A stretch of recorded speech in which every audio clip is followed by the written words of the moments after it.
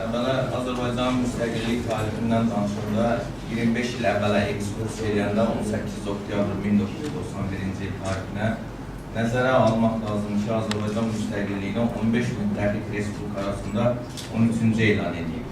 Hətta Rusiya öz müstəqilliyini elan elədikdən sonra Azərbaycan öz müstəqilliyini elan edib. Ancaq Azərbaycan müstəqilliyini elan etdikdən sonra Azərbaycanın dövlətçiliyində, dövlət idarə etmə sistemində, siyasi durumunda, iqtisadiyyatında çox böyük çöküş baş verdi və bilirsiniz ki, həmin dövr Azərbaycana rəhbərlik edən Ayaz Mixailov dəfələrlə keçmiş parlamentdə müzakirələr zamanı və o zaman parlamentin sədri Elmira Qafarova siyasətnaməsində Azərbaycanın müstəqil yaşaya bilməyəcəyini və belə bir iqtisadi gücünün olmadığı haqqında böyük bəyanatlar səsləndirdi və Rusiyadan bu biz, yəni keçmiş SSR-nin tərkibindən ayrılsaq, çox böyük çöküşlə üzləşmiş olaraq. Amma Azərbaycanın hələ 18 oktyabr 91-ci ildə müstəqilliyini etməmişdən öncə Azərbaycanın müstəqillik tarixində ilk dəfə siyasi rəhbər olmayaraq, heç bir siyasi statusu olmayan, pensiya yaşında və pensiya yaşına görə Sovetlər Birliyindən istefaya göndərilmiş Heydər Əliyev 1990-cı ilin 20 yanvarında Rusiya səfirliyində Azərbaycanın baxımsızlığı barəsində ilk dəfə bəyanat verdi və Azərbaycan müstəqil dövlət kimi yaşaya biləcəyi üçün bütün resursların olduğu haqqında bəyanat verdi və Azərbaycanın siyasi rəhbərliyinin verdiyi bəyanat hansı ki onların üzərində düşürdü, onların belə bir cəsarətdə bulunmadılar və belə bir məsələni çiyinləri üzərinə götürdü. Heydər Əliyev öz oğlu ilə, kürəkəni ilə həmin səfirliyə gəldi. Çox böyük bir gərgin situasiyasına, ağır səhhətinə baxmayaraq ilk dəfə Azərbaycanın müstəqilliyi barəsində Azərbaycan müstəqil dövlət kimi müstəqil bir siyasət yürütməsi barəsində Qarbaçova və Politbüronun digər rəhbərlərinə çox böyük kəskin etirazını və siyasi bəyanatı verdi. Sonraki dönəmlərinə baş verdi. 18 oktyabrdan sonra Azərbaycanda bilirsiniz çox böyük çöküş başladı, dövlət çöküşü başladı və nəticə ondan ibarət oldu ki, 11 ay Azərbaycana rəhbərlik etmiş, Ayaz Mixailovdan sonra 11 ay Azərbaycana rəhbərlik etmiş Azərbaycan Xalq Cəbhəsi və Müsavat Cütlüyü bu hakimiyyəti idarə etməkdə çox böyük çətinliklər çəkdiyindən rəhmətli mərhum Əbülfəz Elçibəyin dəvəti ilə və xalqın böyük dəstəyi ilə Heydər Əliyev iyun ayının 9-da 1993-cü ildə Azərbaycana dəvət olundu. Azərbaycana dəvət olunduqdan sonra iyun ayının 15-də o parlamentin sədri kimi bu məsul vəzifəni öz çiyinləri üzərinə götürdü və bilirsiniz 1997-ci ildə artıq 15 gündən bağlı qurtuluş günü elan olunub və 15 gündən başlayaraq Azərbaycanın dövlətçiliyində, Azərbaycanın siyasətində, iqtisadiyyatında çox böyük revanş başladı və düzdür, buna baxmayaraq ki, 94-95-ci illərdə, 94-cü ildə Əlişirəm Hümbətovun Talış-Muğan Respublikası, 95-ci ildə deməli mart ayında Amon hadisələri, ona qədər 94-cü ilin oktyabr ayında Sürət Hüseynov Gəncədəki çevrilişi və hakimiyyəti ələ keçirmək prinsipləri və bütün bunlara baxmayaraq Heydər Əliyev səbirlə, böyük bir müqavimətlə, iradə ilə həmin dönəmi çox böyük uğurla keçdi, çox böyük ağıllı müdrik siyasət yürütdü, həm daxili siyasətdə, həm xarici siyasətdə və beləliklə ölkədə 95-ci ildən sonra artıq böyük quruculuq dönəmi başladı ki, 12 noyabr 1995-ci ildə Azərbaycanın deməli 12 bölünmə, 5 bölüm 12 fəsil 158 maddədən ibarət konstitusiyası qəbul olundu ki, və həmin konstitusiya əsasında sonraki dönəmlərdə Azərbaycanın məhkəmə prokurorluq orqanlarında, hüquq mühafizə orqanlarında böyük islahatlar başladı. Və bununla yanaşı Azərbaycan həmin dönəmdən başlayaraq Avropa Konvensiyasının 5-ci, 6-cı maddəsinin tələblərinə uyğun olaraq insan azadlıq və hüquqlarının bərpası ilə bağlı deməli, həmin konvensiyanın üzvü oldu. Azərbaycanın konstitusiyasında təxminən 47-yə yaxın maddə insan hüquqları və azadlıqları ilə bağlı təsbit olundu. Bizim Azərbaycan Respublikasında 3 mərhələli məhkəmə sistemi yaradıldı. Deməli, bilirsiniz ki, birinci instansiya məhkəməsi, apellyasiya məhkəməsi və ali məhkəmə sistemləri formalaşdırıldı. Bundan sonra Azərbaycanın Ali Məhkəməsinin fəaliyyətində yol verilən qüsurların aradan qaldırılması üçün Konstitusiya Məhkəməsi formalaşdırıldı və həmin dövrdə Azərbaycanda Respublika Prokurorluğundan sanksiya, ümumiyyətlə prokurorluq orqanlarından sanksiya alınaraq məhkəmə sistemlərinə verildi. O zamana qədər 2000-ci ilə qədər həbs qəti imkan tədbirlərində haqqında sanksiyanı prokurorluq orqanları verdi və ondan sonra Ədalət Məhkəməsi bu fəaliyyəti həyata keçirməyə başladı.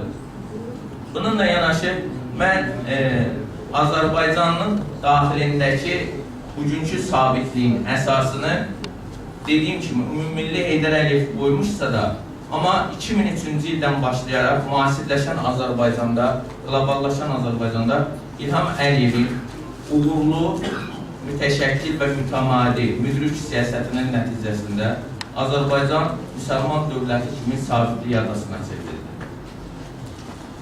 Digər müsəlman ölkələrində biz diqqət yetirdikdə bu cür onların hansı kataklizmlər qarşısında qaldığını, hansı siyasi çətinliklərlə üzləşdiyinin hamımız canlı şahidləriyik. Bugün sabitlik adası kimi Türkiyəni və Azərbaycanı, iki qardaş ölkəni göstərir. Düzdür, Türkiyədə hal-hazırda canlı bombalar hər gün gözümüzü açıb, televiziyadan, mətbuatdan Türkiyədə terror hadisələrinin şahidi olur. Amma Azərbaycanda şükürlər olsun ki, bu canlı bombalar, şükürlər olsun, mən inanıram ki, Azərbaycan dövlətinin müstəqillik tarixində belə hallara biz rast gəlməyəcək, artıq bu dönəm arxada qalıb.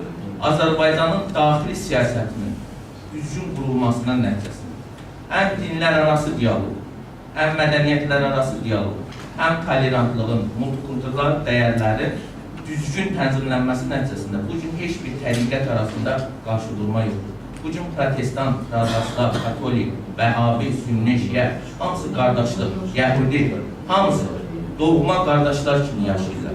Və siz yanınızdadsa, təxminən bir 6 ay bundan öncə Heydər məscidində vəhdət namazının qırılması, bu özü də bir multikultural dəyərləridir ki, aparılan ağıllı və müdrik siyasətin nəticəsində artıq bugün müsəlman dünyasında heç bir təriqətə parçalanma yoxdur. Bütün müsəlmanlar bir-birinə qardaşdır. Və BMT-nin Təhlükəsizlik Şurasının 4 qətnaməsinin Azərbaycanın ərazi bütövlüyü ilə bağlı 4 qətnaməsinin olmasına baxmayaraq, çox təəssüf ki, bugün Azərbaycanın ərazi bütövlüyü dünyanın bir çox inkişaf etmiş dövlətləri tərəfindən tanınsa da, ancaq hələ də biz öz ərazi bütövlüyümüzü çox ağırlı hissilə qeyd edirəm və etiraf edirəm ki, bərpa edə bilməmişik. Amma buna da ümidimizi üzməməliyik, çünki Azərbaycan bugün heç kimdən asılı olmayan müstəqil bir siyasət yürüdür. Biz öyle müəllimin çıxışına diqqətlə qulaq asanda bir neçə sual qoydu ki, qərbə meyilli yolunu getməli, Rusiya modelini, yoxsa öz modelini. Biz öyle müəllim, Azərbaycan prezidenti 2016-cı il aprel ayındakı qlobal forumda çıxışında dedi, Azərbaycanın öz modeli, Azərbaycan öz modeli ilə gedəcək. Biz özümüzə, milli dəyərlərimizə inteqrasiya edirik. Biz heç bir qərbə, Rusiya və Avropaya inteqrasiya etmirik. Bu artıq sizin suala cavabdır. Yəni bugün Azərbaycan prezidenti hörmətli İlham Əliyev bu kursu müəyyənləşdirir. Bu kurs ondan ibarət ki, Azərbaycan xalqının kifayət qədər həm mədəni dəyərləri, həm intellektual səviyyəsi, həm mənəvi dəyərləri, həm siyasi dəyərləri başqa dünya dövlətlərinə, Avropaya, qərbə də nümunə ola bilər və biz nümunəyik. Sözün böyük mənasında da nümunəyik. Düzdür, bütün işlərimiz ideal səviyyədə deyil, bunu cənab prezident özü də etiraf edir ki, siyasi fəaliyyətimizdə, daxili siyasətimizdə, iqtisadiyyatımızda müəyyən problemlər var. Hal-hazırda sentyabrın 26-sında böyük islahatlar paketi ilə, siz orada insan hüquq və azadlıqlarından tutmuş idarə etmə reformalarının yenidən baxılması və qurulması ilə bağlı biz referenduma getdik. Artıq yeni idarə etmə bir mexanizmi sentyabrın 26-sında xalq eşidilliklə bir daha İlham Əliyev siyasətinə, onun dövlətçilik prinsipinə səs verir. Və inanıram ki, gələcəkdə də Azərbaycan ən azı sabitlik adasını, iqtisadi azadlığını və multikultural dəyərləri, tolerantlığı saxlayacaq. Siz nəzərinizə çatdırmaq istəyirəm ki, 2003-cü ildən 2016-cı ilə qədər 2016-cı ilə qədər hörmətli aydın mənim üzr istəyirəm. 2016-cı ilə qədər Azərbaycanda 1781 məscid inşa olunur. 34 sinagog inşa olunur. Və hətta erməni kilsələrində belə dəyilmir, dağıdılmır. Hətta mən sizə tam səhvdəyim ki, bəziləri də bərk olmuş, əvvəlki görkəmdədir. Yəni, bu onu göstərir ki, biz bütün dəyərlərə, bütün xalqların dəyərlərinə hörmət və ehtiramla yanaşırıq. Və biz də sadəcə heç kəsin də ərazisində və iqtisadiyyatında gözümüz yoxdur. Biz də tələb edirik ki, bizim mədəniyyətimizə, əxlaqımıza və xalqımızın bilinə hörmət və ehtiramla yanaşsın. Bizim heç bir dövlətin ərazisindən torpaq təmənnamız, iqtisadi təmənnamız, siyasi təmənnamız yoxdur. Və digər bir məsələni də qeyd etmək istəyirəm. Qərb və şərq ilə bağlı məsələdə hörmətli idamlardır. Biz istəsək də, istəməsək də qərb güclü bir dövlətdir. Çünki bizim cibimizdən, hamımızın cibimizdən dollar çıxır. Dollar çıxırsa, deməli Amerikanın siyasəti bizim evimizdədir. Hansı ölkənin iqtisadiyyatı daha çox tolerantlıq edirsə, o hal-hazırda siyasi diktə də etməyə gücü çatır. Yox, hörmətli. Yəni, bu səmimiyyətlə Azərbaycan iqtisadiyyatında bugün dollarlaşma var. Ona görə də biz bu reallıqda, bəlkə də mənim auditoriya sözümü çatdıramadım, ya fikrimi düz başa düşmədim. Azərbaycanda hər bir insan bugün manatdan başqa dollar və ya euro ödəməyi göstərdi. Bu reallıqdır, bu qeyri-adi bir şey demirəm ki. Bu da onunla bağlıdır ki, hal-hazırda qərbin iqtisadiyyatı digər dövlətlərdən güclüdür. Bircə faktı, bircə nüansı demək istəyirəm, inanmadım. Mendeleyev cədvəlinin 107 elementinin 105-i Rusiyanın arasında çıxır. Və dünyada neft ixracına görə Rusiya ikinci yerdədir, Sərgiyə Ərəbistandan sonra. Bu ölkədə tayqa meşələrinin arası Azərbaycan arasından böyük. Wolfram da çıxır, platin də çıxır, brilyantı, Yakutya brilyantı. Amma Rus rublunu saxlaya bilmir. Hər gün Rus rublu inflyasiya edir. 107 elementdən 105-i Rusiyanın arasında çıxır, bu reallıqdır. Amma Rusiya iqtisadiyyatında görürsünüz, Amerika iqtisadiyyatı müqayisədə çox böyük geriləmə var. Ona görə belə faktorlar həmişə nəzər diqqətdə saxlanmalıdır. Bütün bunlara görə biz üzərimizə nə qədər ağır bir yükün düşdüyünü, müstəqilliyi elə belə sözdə qoruyub saxlamırlar. Müstəqillik həm iqtisadi azadlıqdır, həm siyasi azadlıqdır, həm ərazi bütövlüdür, həm mənəvi azadlıqdır. Bu yolda Azərbaycan xalqına böyük bir dua edirəm və dua edirəm ki, Uca Allah Azərbaycan xalqının bu müstəqilliyini və iqtisadi azadlığını əlindən almasın. Diqqətinizə görə təşəkkür edirəm. Bir dəqiqə. Sənə icazə verməmişəm. Elsəvər müəllim və Faiq müəllim məndən söz istəyir.